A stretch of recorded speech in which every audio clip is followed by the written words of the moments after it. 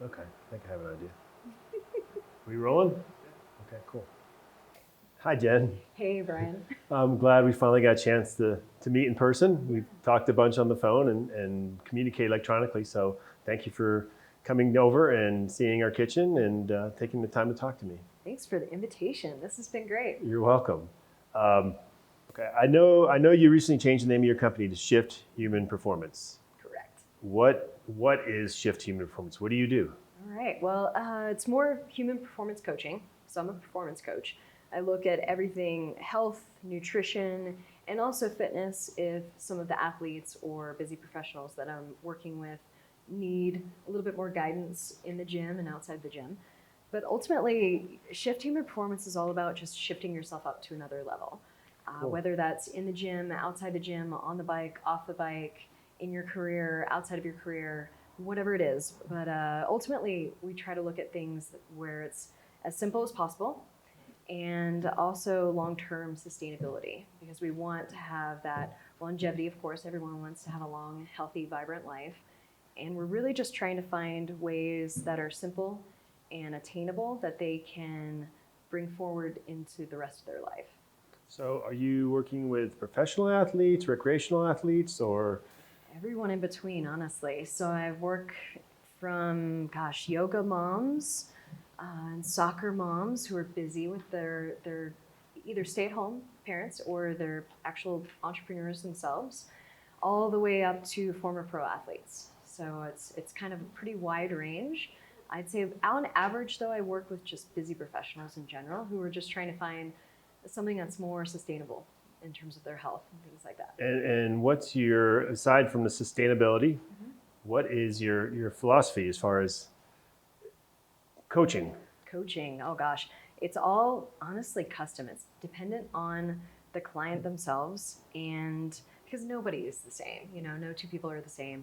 And it's really just trying to get to know them a little bit more. So building that relationship and really forging that relationship as best as possible.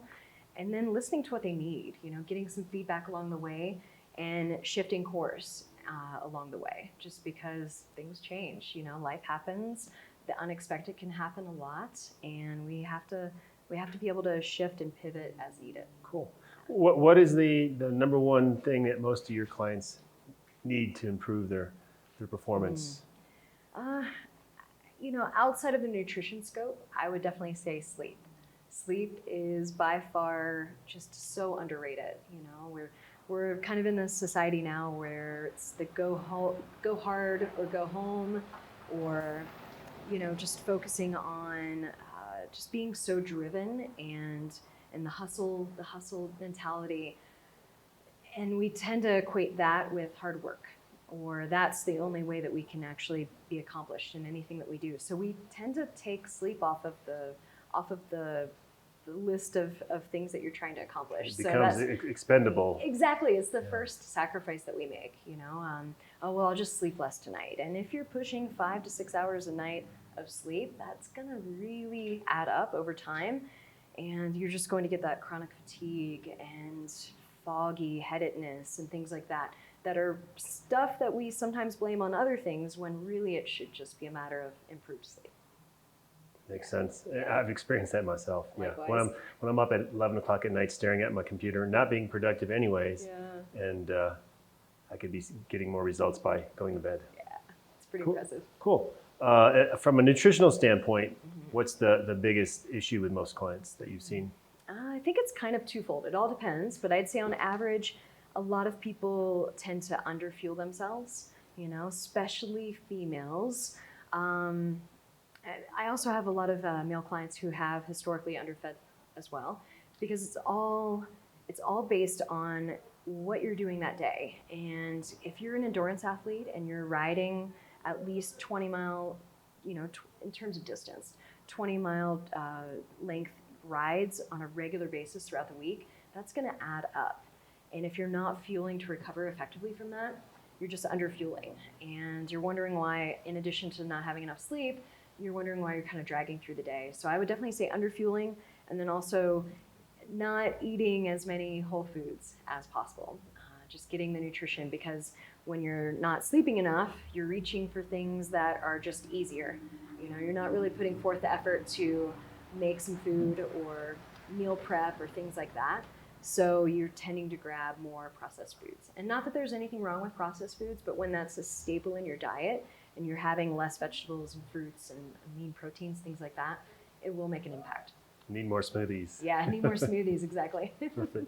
All right, do you have any strategies to help your clients who are underfueling? Help how and when they can eat or how they should eat to correct that? Yeah, I'd say the first thing is, okay, accessibility. What's the easiest thing to do in terms of time? Because generally it's limitations on time, limitations on energy, and just thinking about what to make. And, recipes can sometimes just be a bear. So I usually go for smoothies or shakes of some variety. You can include, healthy fats. You can include dairy products if that's fine with you, fine with your system. But obviously all the vegetables, all of the fruits, that you could possibly imagine, and some avocado for the healthy fats, peanut butters or any type of nut butters, things like that. So you can basically make a meal out of a shake. And I feel like that's usually the best in terms of digestibility and just ease without having to follow a complicated recipe. But yeah, I usually start there and then also try to incorporate things on ways to make meal prep as simple as possible. And I'm real big on batch prepping things. Batch prepping, bust out the grill if you have a grill, or get things going in the oven. Bust out a bunch of protein, lean protein. You can cook all of that. You can cook a bunch of baked potatoes. You can cook a bunch of, steam a bunch of vegetables if you need to. And you can do all of this at one time.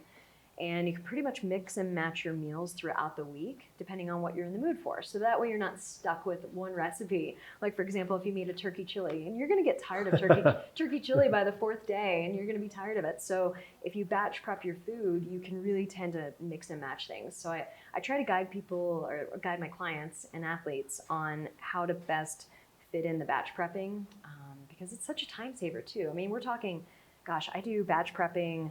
I usually try to do it twice a week, for example, and I'd say it's about maybe an hour and a half tops each time, and that's tops. And that's enough food generally for at least half of the week and then the rest of the half. But when you're looking at an hour and a half to 3 hours just of meal prep versus not having to prep dinner every single night, that's a huge time saver in the grand scheme of things. I need to get back to that, yeah. Otherwise I'm up way too late prepping dinner and then eating it too late. And then you're just exhausted. And then I'm to bed too late. Yeah, exactly. It's cyclic. Yes, very cyclic. Yeah. As far as your health coaching clients, what's any other issues that you see that are real consistent that they benefit from your help? For sure. So I tend to look at everything, not just nutrition and fitness and things like that, but you mentioned health coaching. So I'm really looking at things like hydration. I feel like that's kind of the lowest hanging fruit that people can really nail at first, is being properly hydrated. That helps with energy levels, it helps with fat metabolism, really everything. The other thing is stress management, which I think with the go hard or go home hustle mentality, we're all under this chronic level of stress, and just trying to figure out prioritization for your day and how do you manage things when stuff hits the ceiling, and how can you find that pause in the day that doesn't require a meditation cushion, that just requires maybe your breath or something that's really easy or simple for you to do? I was gonna say, you mentioned your breath. What techniques do you give them? I give a lot of belly breathing, because I feel like as humans, we definitely tend to eventually become chest breathers, just by nature.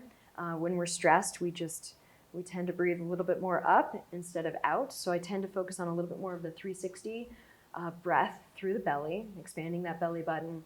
That will immediately, after a few breath cycles of trying to push out your belly button, that'll help calm your system down. And the other thing is focusing on your exhale being a little bit longer than your inhale. So inhale through your belly for maybe a count of 3, and then exhale for a count of 5.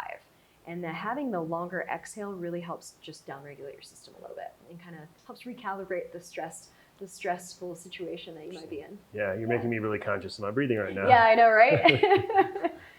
Cool. I know you practice what you preach, that you're an avid mountain biker, and that you train in the gym. Tell us a little bit about what you like to do. Sure. Well, I'm small, but I think because I'm small, I really like to lift kind of heavy. I really appreciate heavy lifting. And I really do think that heavy lifting can coexist with mountain biking or endurance sports. It doesn't mean that I'm going to be a master at both, but it does mean that I will find a common ground, like a middle road between the two. So what I usually do for me personally, it depends on the season, but I will say for mountain biking season, I'm usually in the gym, I'd say 2 to 3 times a week, or 2 to 3 days a week rather. And I mean, my sessions don't last more than an hour, hour and a half. I'm generally in and out, and that includes stretching, warming up, things like that. And of course, it includes kind of the basics, deadlifting, some squatting, a lot of accessory work, just trying to keep healthy shoulders and healthy back with the push-pull movements and things like that.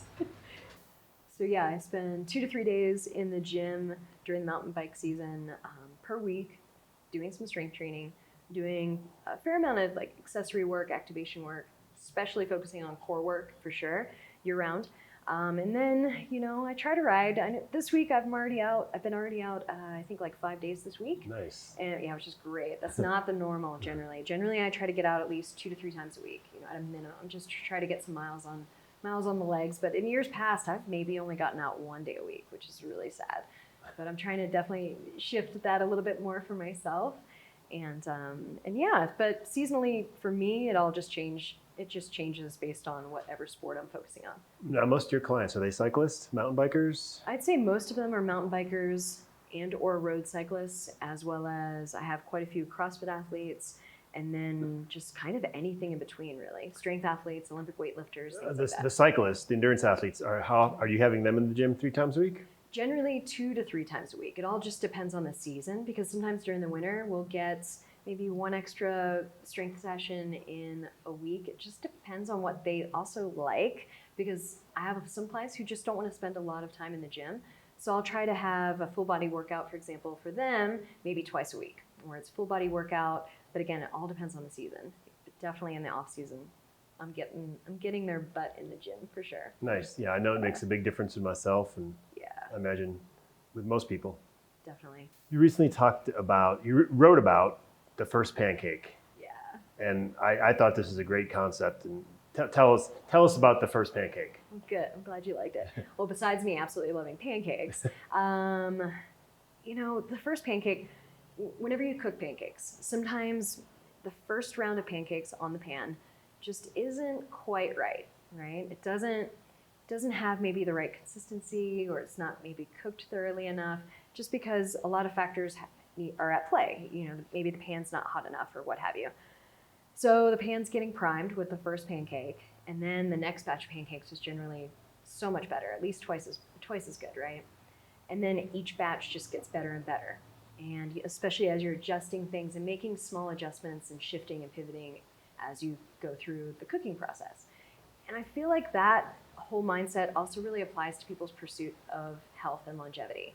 And sometimes their first bout, if maybe their goal is weight loss, for example, or fat loss, their first time through it might not be ideal. Maybe they're trying to figure out things, or maybe they go full bore into just the latest diet, and they realize that that's maybe not for them because it's the trending diet of the day or of the year.